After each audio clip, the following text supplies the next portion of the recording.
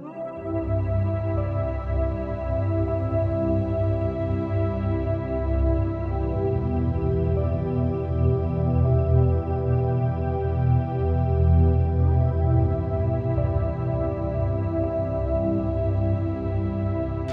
Guys, welcome back to my channel DJ the wayfarer. My name is Deepshikha और आज हम जिस डेस्टिनेशन के बारे में बात करेंगे वो है Deoria lake.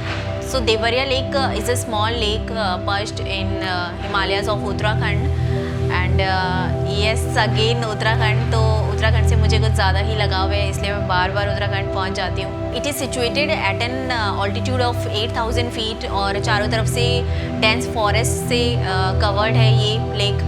And on a clear day you can see the reflection of snow-capped Himalayas in the lake. So it is a perfect camping location. So इसके पहले भी मैं देवरिया लेक जा चुकी हूँ, लेकिन तब व्यूज़ कुछ अलग थे एंड मेरे इस बार की ट्रिप में व्यूज़ कुछ अलग ही हैं। इस बार के जो व्यूज़ हैं वो इसलिए स्पेशल हैं क्योंकि इस बार मैं गई थी स्प्रिंग सीज़न में और मिड अप्रैल में। तो ये वहाँ पे रोडोडेंड्रॉन फ्लावर्स के खिलने का पीक टाइम होता है और मुझे बताया गया था कि इस टाइम पे पूरा वैली जो है वो रोडोडेंड्रॉन की फ्लावर से भरी हुई है, तो इसलिए इस ट्रैक और भी ज़्यादा स्पेशल हो गया। सो आप इंजॉय करो वीडियो एंड वीडियो पसंद आए तो please like share comment on my video and अगर आप इस चैनल पे पहली बार आए हो तो प्लीज़ सब्सक्राइब करना ना भूलें। So now enjoy the video. So हमने अपनी जर्नी की शुरुआत की नाइट में और अर्ली मॉर्निंग तक हम ऋषिकेश पहुंच गए थे। उसके बाद देवप्रयाग पे हमने कुछ टाइम के लिए ब्रेक लिया। So Devprayag is a small town and one of the Panch Prayag और 5 confluences and it is also known as Ganga's birth place because यहाँ पे अलकनंदा रिवर भागीरथी रिवर से मिलती है। मड कलर की अलकनंदा रिवर ग्रीन कलर की भागीरथी रिवर से यहाँ जब मिलती है तो ये नज़ारा देखने लायक होता है। एंड उसके बाद हमारा जो नेक्स्ट ब्रेक था वो था रुद्रप्रयाग। सो देवप्रयाग पे कुछ टाइम स्पेंड करने के बाद फिर हम रुद्रप्रयाग पहुँचे और वहाँ पे भी कॉन्फ्लुएंस पॉइंट पे कुछ टाइम तक रुके। रुद्रप्रयाग में केदारनाथ साइड से आने वाली मंदाकिनी रिवर बद्रीनाथ साइड से आने वाली अलकनंदा रिवर में मिलती है और यहाँ से आगे देवप्रयाग तक अलकनंदा रिवर ही कहलाती है। और इसी कॉन्फ्लुएंस पॉइंट पे एक छोटा सा मंदिर भी बना हुआ है, गंगा आरती स्थल। सो जब भी मैं पहाड़ों में ट्रैवल कर रही होती हूँ तो मेरे लिए एक्चुअल जर्नी तभी से स्टार्ट होती है जब माउंटेन दिखना स्टार्ट हो जाते हैं और इसके बाद का सफ़र इतना खूबसूरत हो जाता है कि डेस्टिनेशन तक पहुंचने की कोई जल्दी नहीं होती। लेकिन इस बार थोड़ी जल्दी थी क्योंकि रुद्रप्रयाग से निकलने के बाद फिर हमें जाम मिलना स्टार्ट हो गया क्योंकि ये लॉन्ग वीकेंड था।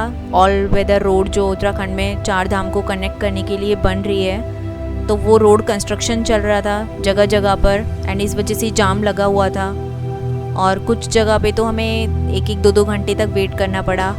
तो इस तरह खूबसूरत वादियों से होते हुए और जाम से निकलने के बाद फिर हम दोपहर में सारी पहुँचने में हमें थोड़ी देर हो गई क्योंकि पहुँचना था हमें दोपहर तक, लेकिन सारी पहुँचते पहुँचते 4 बज गए थे। इसके बाद आज ही हमें देवरिया लेक के लिए ट्रैक स्टार्ट करना था।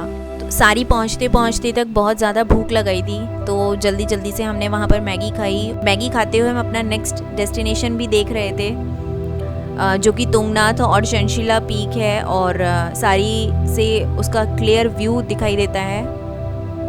और अभी तो चंशिला पीक पे काफ़ी ज़्यादा स्नो दिखाई दे रही थी और उसके बाद ही अपना ट्रैक स्टार्ट कर दिया क्योंकि आज नाइट में हमारा स्टे जो था वो देवरिया लेक पे ही था।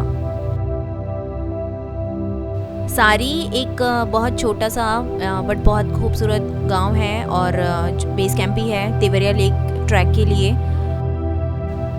सारी से इट्स 2.5 किलोमीटर्स ईजी ट्रैक जिसे कवर करने में आपको 1.5 से 2 घंटे लग सकते हैं। लेकिन अगर आप 18 घंटे से कंटिन्यूसली जर्नी करके आए हो तो आपकी बॉडी ट्रैक करने की हालत में नहीं होगी ऑब्वियसली। लेकिन चलते हुए अगर आपको इतने खूबसूरत व्यूज़ देखने को मिले तो कहीं ना कहीं आपकी थकान खुद ब खुद दूर होने लगती है और एक अलग ही एनर्जी आ जाती है आप में। सो इतना लंबा ट्रैवल करने के बाद तो स्टार्टिंग में चलते हुए बहुत ज़्यादा थकान फील हो रही थी एंड कहीं ना कहीं डाउट भी था कि लेक पे पहुंच पाएंगे या नहीं। 20 से 25 मिनट ट्रैक करने के बाद आप एक छोटे से शिव टेम्पल पर पहुंचोगे। So you can stop there for few minutes to take the blessings. So trek करते करते हमें अराउंड 45 मिनट्स जब हो गए थे तो उसके बाद थोड़ा माइंड में आने लगा कि हम जल्दी से जल्दी इस ट्रैक को कवर करें सो दैट कि वहाँ पे पहुँचने के बाद कुछ अच्छा व्यू देखने को मिले। अदरवाइज़ अगर बहुत ज़्यादा डार्क हो गया तो फिर हमें कुछ भी देखने को नहीं मिलेगा। ट्रेल जो है वो रोडोडेंड्रॉन फ्लावर से एकदम भरी हुई है। सो फाइनली हम अंधेरा होने के पहले लेक पर पहुंच गए और पिछली बार जब हम लेक पर आए थे तो हमने लेक साइड ही कैंप किया था, लेकिन उसके बाद ही गवर्नमेंट ने इस पर बैन लगा दिया और अभी आपको लेक से कुछ पहले ही कैंप करना होगा।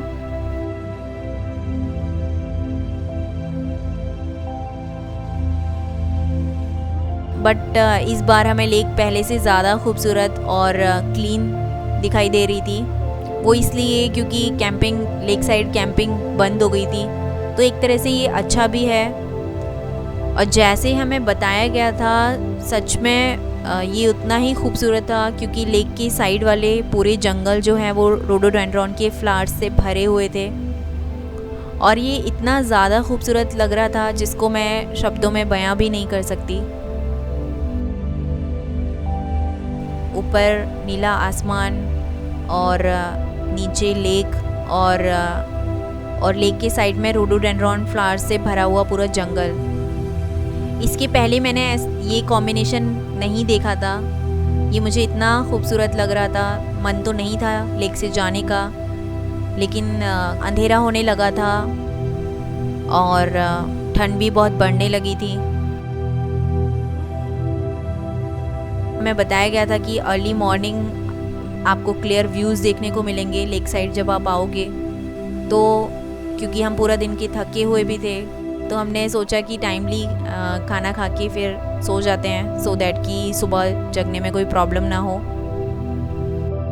सो अर्ली मॉर्निंग हम उठे और फटाफट से रेडी होके अपना कैमरा बैग लेके और लेक पर पहुँचे। लेक का पानी एकदम शांत था और आसमान भी एकदम क्लियर था और लेक के चारों तरफ के जंगल, पेड़ और बैकड्रॉप में हिमालयन पीक्स, उनका क्लियर रिफ्लेक्शन लेक के पानी में दिख रहा था।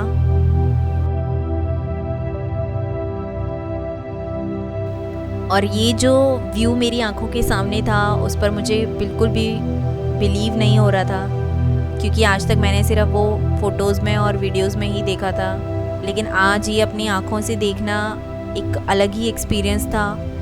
यही वो व्यू था जिसे देखने के लिए हम इतनी दूर से आए थे।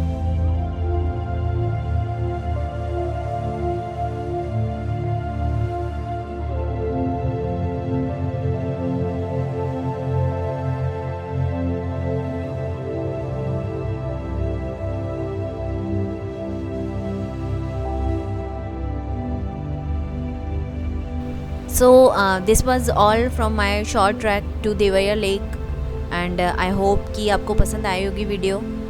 So if you like this video then please like and share and do let me know in the comment section if you have any suggestions or query. I would love to help you and thank you so much for watching it and please don't forget to subscribe my channel. Thank you.